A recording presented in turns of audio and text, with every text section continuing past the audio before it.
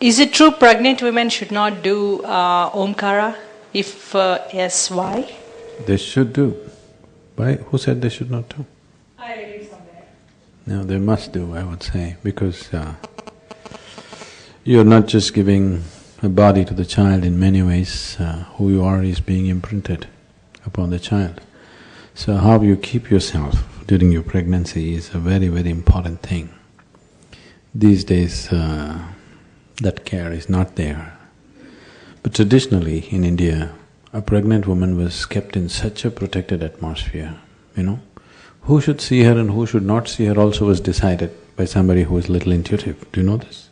Not anybody and everybody were allowed to see her. She should be seeing the most pleasant and the most beautiful always, so they would fill the room with all kinds of God's pictures and, you know, they would keep her in the most pleasant atmosphere because how pleasant she is in her mind and emotion through that state would greatly influence what kind of child she produces.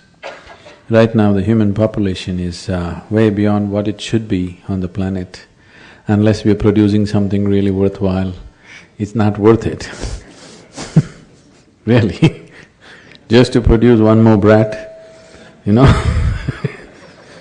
really, we have to look at this. It's not everybody's right. People think it's their right to have children. It's not so. Because it's not just about you, isn't it? It's not just about you, it's about the whole world, how it is. So, of course an individual has to decide this, but it would be wonderful if people chose more consciously whether they need to have children or not, and if they need to have, are they willing to dedicate their lives to that extent to bring up the child in a certain way.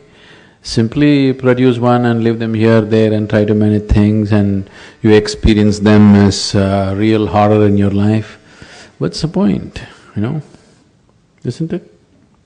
If you can really do something wonderful, if you can produce a wonderful next generation, let's do it.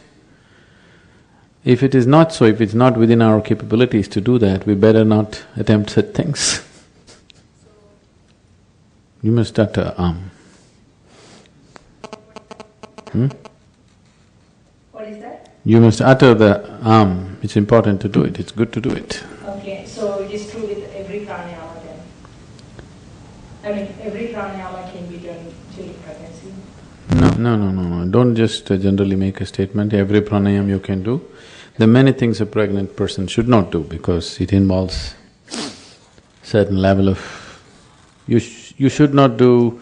See, on the spiritual path we do certain processes which will disturb the fundamentals of the person because we want to destabilize the old foundation and put up a totally new possibility. A pregnant woman should not attempt such things. That's not the time to do those things. When you're not in such a condition, you can do, but not when you're in such a condition. You asked about Now every pranayama is too much of a generalization. For more on Sadhguru, visit www.ishafoundation.org.